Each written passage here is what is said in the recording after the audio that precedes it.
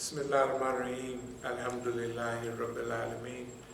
So today is, I guess, August the 9th, 2000.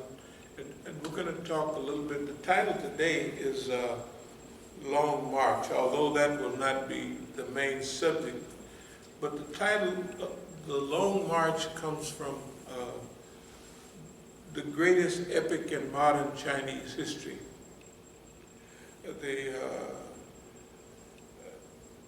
The Liberation Army of China in 1934 was surrounded by the Kuomintang, that is Generalissimo Chiang Kai-shek, which was the nationalist leader of China in those days. He was the Uncle Tom leader. Later he was exiled to Formosa. That's what the modern day Taiwan. He became the president of Taiwan. All the people that stuck with him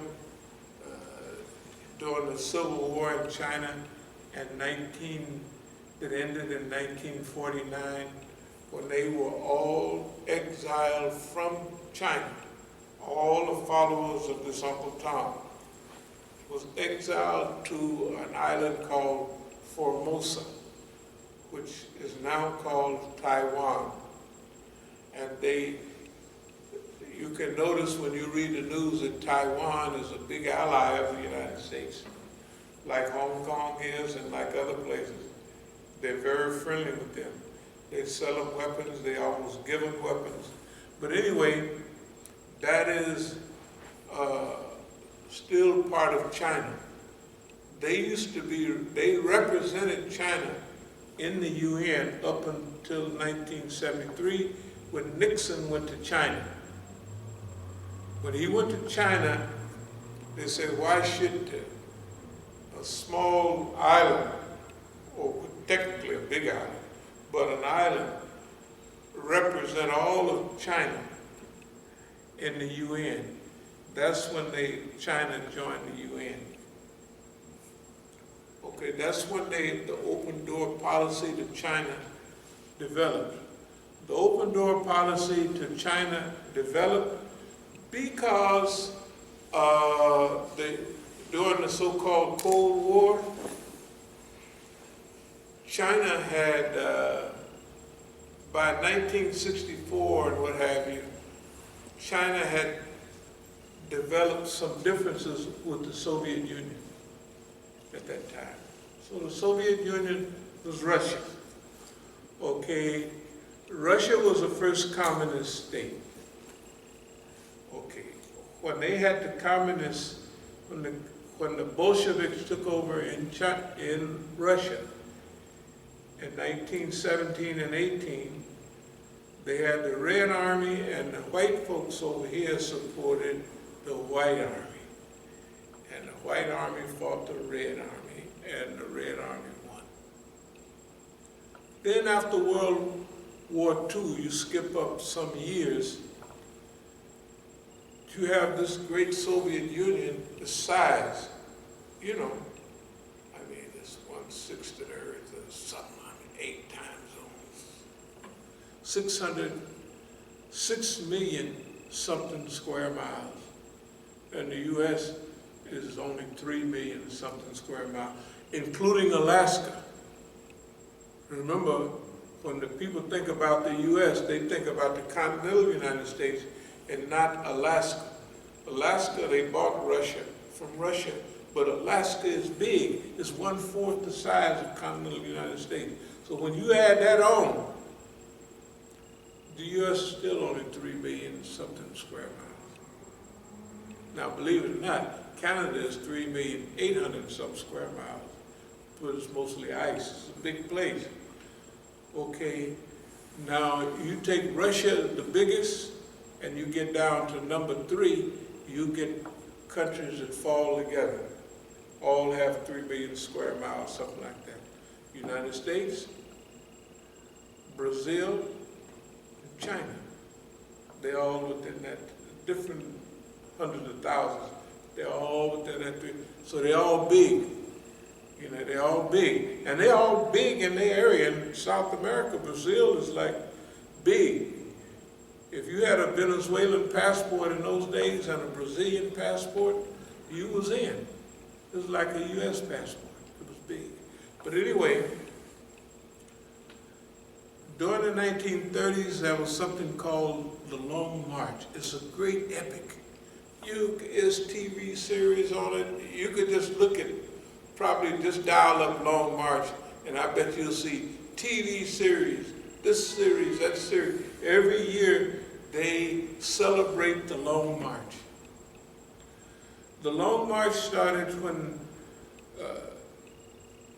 Chairman Mao now takes over the Communist Party, because the Russians was saying, we got to use these skills to do this one. Remember, their success. Okay, I'll just give a few minutes. The Russian Revolution was an industrial revolution. You know, big cities and all that industry, 1917 and all that. Okay. The Chinese Revolution was a peasant revolution. Peasant revolution means the whole country is full of peasants. And there's a few lines, Shanghai and all that, of industrial cities, but mostly in the zillions. The Chinese is agricultural, right? And it's a big peasant revolution. So it's the big landlords that own all the land, and the peasants work for them. So in China, it was not like we have a big industrial revolution against the industrialists. It's that in each area, in each base area, they have the big landlords. And they entice the people to rebel against the landlords. And then they divide up the landlord's land with the peasants. Hey, they say, Alhamdulillah, right? So then the peasants get a chance to run their own land. This is our land we're working. You see? So in China, also the defense, in 1935, they had undermined Chairman, 1933 and 34, they had undermined Chairman Mao Zedong. And they had another guy they were supporting. They said, look, you got to have these kind of defenses against the Kuomintang. And they put up those type of defenses, and they just obliterated them. The enemy, Chiang Kai-shek, the Uncle Tom. Remember, the Uncle Tom got airplanes and everything. And the Red Army don't have nothing but military, low-level military equipment. So, this is the greatest epic in modern Chinese history. What happens is, they start out with, I don't know what kind of numbers, but there are several base areas where the Chinese have established themselves around China.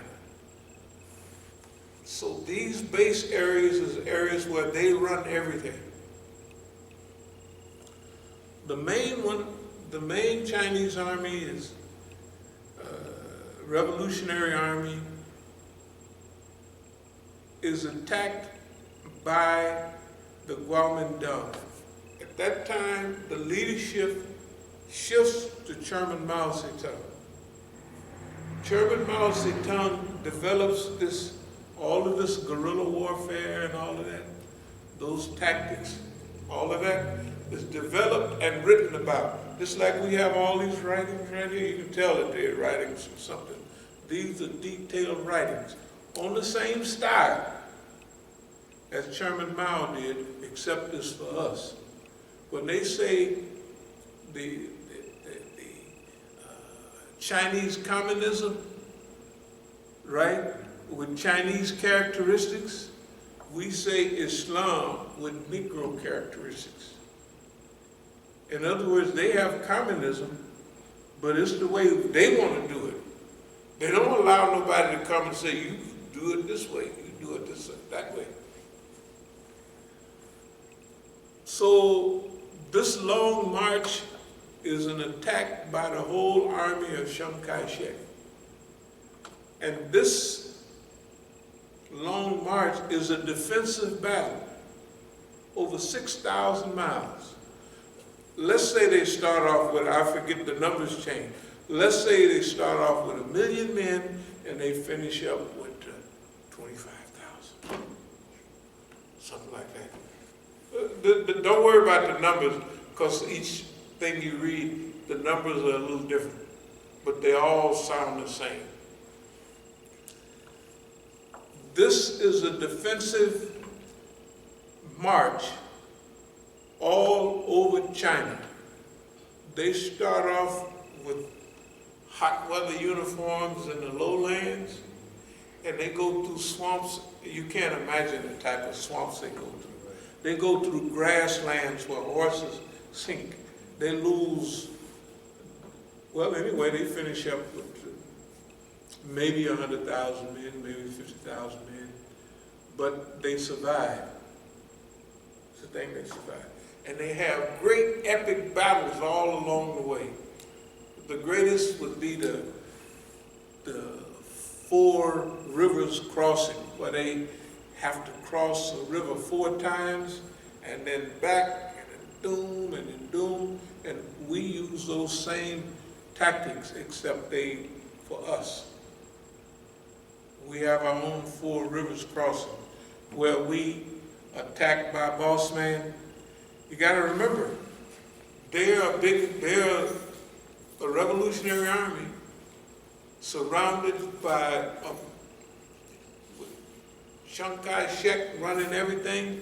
Later on, the Japanese invade. You see what I mean? Manchuria, and changed the name to Manchukuo. They did some tough stuff. Every year they celebrate because the Long March built modern China. No school kid don't know the songs. It's everywhere. And that builds the character, because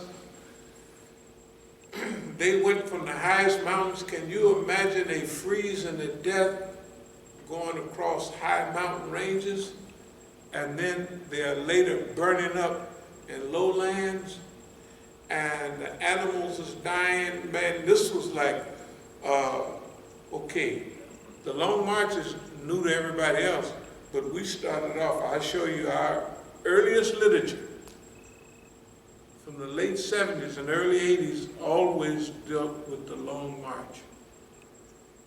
That we looked at America, and that's where the protracted struggle come from. This is protracted. He said this is going to be a protracted struggle. We looked at America. We had instantaneous movements popping up, and we came to the conclusion that ain't going to work. Negroes pop up in liberation struggles, and they gone tomorrow. I mean, the boss man just said, oh, I have some niggas over there. We go over there and blow them up, or shoot them, or take them to jail. Whatever they want to do, right? And they do it. They have done that. So while we was in prison, we was outlining all of this, what we're going to be dealing with. Because prison was not a prison for me. It was a study period. When I came home in 1980, all of this was basically worked out. Not all of it. What I'm saying is, the idea, Long March. Okay, Long March means it's an epic struggle. Oh, here we are.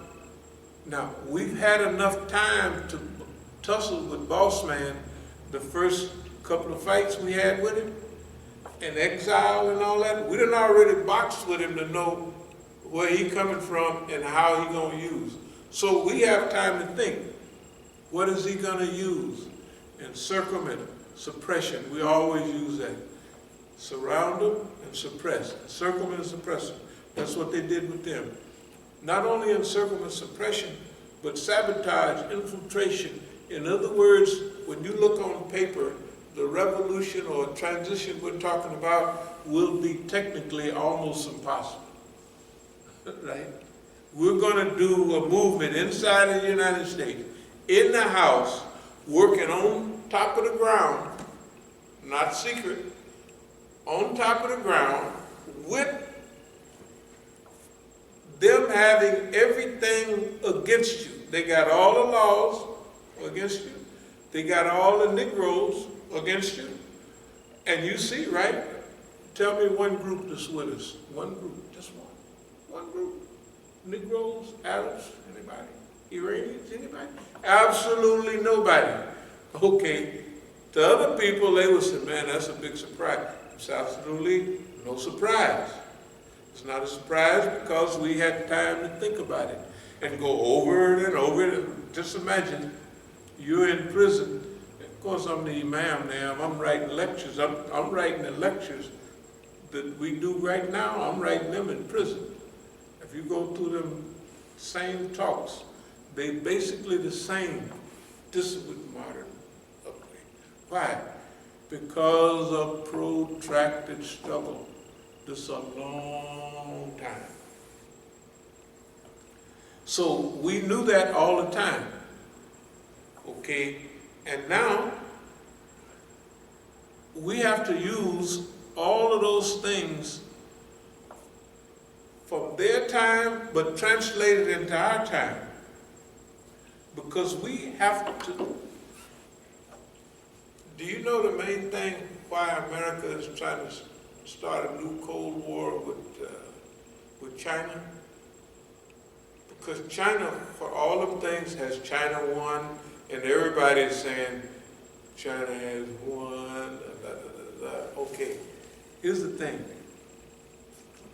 What's the big sin that China did? The U.S. came over, they said in the mid-'80s, they had old Deng Xiaoping. Now, Deng Xiaoping was with Chairman Mao, and they had a long history together. The main big guys from Chairman Mao was Chairman Mao, Chao En-lai, and all them guys. They was big on one side. On the other side was Deng Xiaoping. Deng Xiaoping was the one that said, getting rich is glorious. And Chairman Mao used to say about him and them, you're going around looking for the capitalist voters. The capitalist voters are in the Communist Party. He was talking about Deng Xiaoping. Chairman Mao was saying that we have to build. Deng Xiaoping had a saying, it don't make no difference whether the cat is black or white, as long as it catch mice. System, don't make no difference. Capitalism, communism, any mixture. That's what the Chinese are doing now. At each time, each one of these guys was perfect.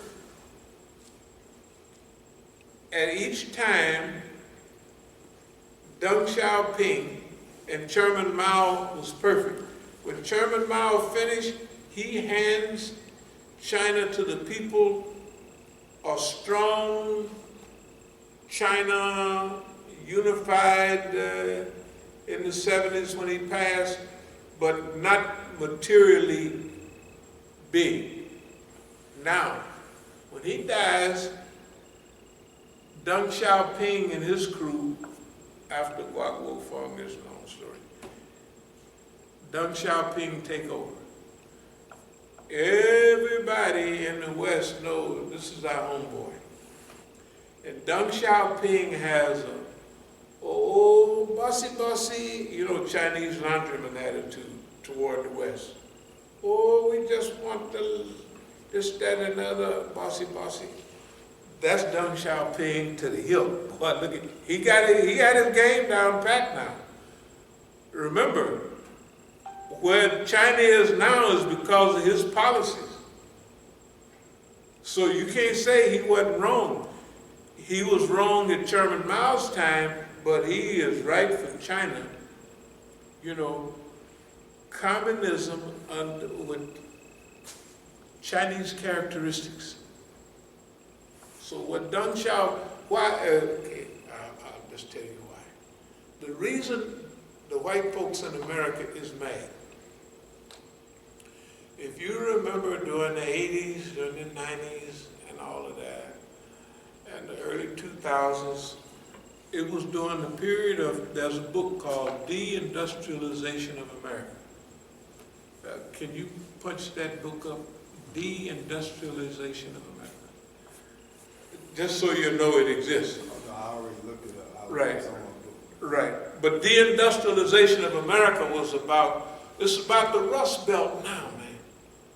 Look at the Rust Belt, man. It's been there for decades. All them big cities, young towns, Ohio, Cleveland, Chicago, Detroit, man. That was the industrial hub of America. Boy, when Negroes run away from Dixie and got up there, they got jobs that, hey man, it was paradise for the Negro in Dixie. I mean, we don't have, I don't know why we was rebelling in California. Maybe it's just police brutality. Probably we got spoiled. We wasn't getting lynched by the white man, but we were just getting shot by him and stuff like that. But I mean, technically in California, we was rolling in the 60s. All them factories and all that stuff. But anyway, why is the white man today mad with the Communist Party? Is because they deindustrialized. They sent the Chinese all of their stuff. All the factories are in China, everything. You know, China gets its medicine, America gets its medicine from China.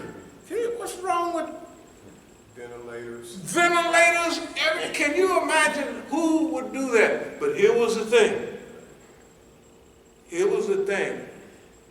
They looked around the world, and their studies showed that anybody, when they start getting kind of wealthy, they want capitalism.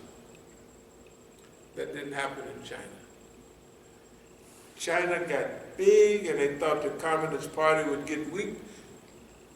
What did Kishu Murabani, he said 95% of the people in China, right, love the Communist Party. 95%. And I know at least 11% of the people here are happy with Congress. Some are 9% below, they say, single digits, right? Single digits.